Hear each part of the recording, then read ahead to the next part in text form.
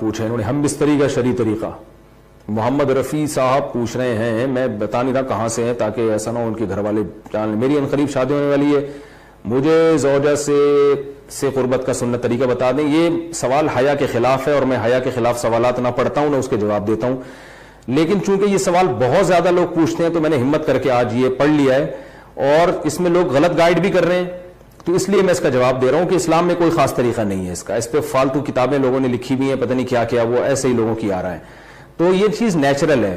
جیسے کوئی پوچھے کھانا کھانے کا طریقہ کیا ہے, تو بھائی منہ میں نوالا ڈال کے چباؤ نگل لو, خود بخود فطرت سکھاتی ہے انسان کو. تو ایسی زوجہ کے قریب فطرت خود سکھا دیتی ہے. ہاں شریعت نے جس طریقے کو حرام قرار دیا ہے وہ سب کو معلوم ہے کہ جو ہے وہ اللہ تعالیٰ نے جو بدکار لوگ جس طرح سے کرتے ہیں, جو لڑکوں سے بدفعلی کرنے والے لوگ ہیں, وہ طریقہ حرام ہے.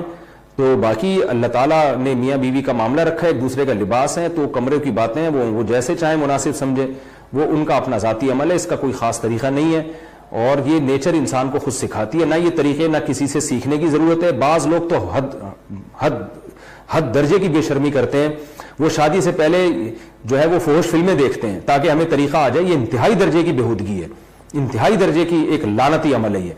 تو یہ کوئی خاص طریقہ نہیں ہے. میاں بیوی ایک دوسرے کا لباس ہیں, وہ جس طرح سے ایک دوسرے کو سیٹسفائی کر سکتے ہیں وہ کر لیں, تاکہ ان کی توجہ کسی اور طرف نہ جائے, وہ حلال کی تسکین ان کی بند کمرے کے اندر ہو جائے. اور یہ باتیں لوگوں سے شیئر بھی نہیں کرنی چاہیے. آج یہ بھی ایک حرام کاری ہو رہی ہے, میں بہت سخت الفاظ استعمال کر رہا ہوں اس لیے کہ یہ, اور میرے پاس کوئی ہلکا لفظ نہیں ہے. وہ کیا ہوتا ہے کہ مرد اپنی زوجہ سے ہم بستری کر کے اس کے راز دوستوں کے سامنے فاش کر رہا ہوتا ہے, میں نے ایسے کیا, میں نے ایسے کیا. لڑکیاں بتا رہی ہوتی ہیں اپنی فرینڈز کو کہ میرے شوہر نے میرے ساتھ ایسے کیا. یہ بہت لعنتی عمل ہے. آپ صلی اللہ علیہ وسلم نے فرمایا جو عورت اپنے شوہر کے راز یا شوہر بیوی کے راز فاش کرتا ہے اس پر لعنت ہے. حدیث کا مفہوم ہے یہ. تو یہ بند کمرے کی میاں بیوی کی باتیں, جس طرح سے وہ ایک دوسرے کو سیٹسفائی کر سکتے ہیں وہ کریں, ایک دوسرے کے لیے وہ حلال ہیں.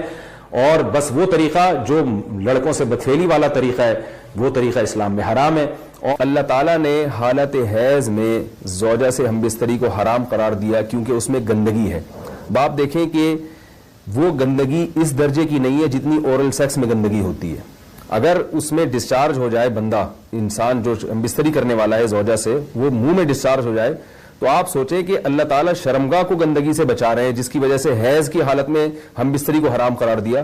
تو منہ جس سے انسان کھانا کھاتا ہے, جس سے کلمہ پڑتا ہے, اور جو انسان کے جسم میں سب سے اشرف عضو ہے, سب سے زیادہ معزز اور مکرم عضو ہے, اس میں ایسی گندگی کو ڈالنا کہاں سے جائز ہو سکتا ہے, کہاں سے حلال ہو سکتا ہے.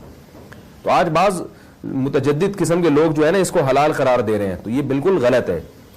تو یہ بات خوب ذہن میں رکھیں کہ اورل سیکس کے ذریعے اپنی خواہش کو پورا کرنا اس طور پر کہ ڈسچارج ہو جائے انسان عورت کے منہ میں, بیوی کے منہ میں, یہ بالکل حرام ہے, بالکل ناجائز ہے. کیونکہ منی ایک غلیظ اور ناپاک اور گندگی ہے اور ناپاک اور نجس چیز ہے.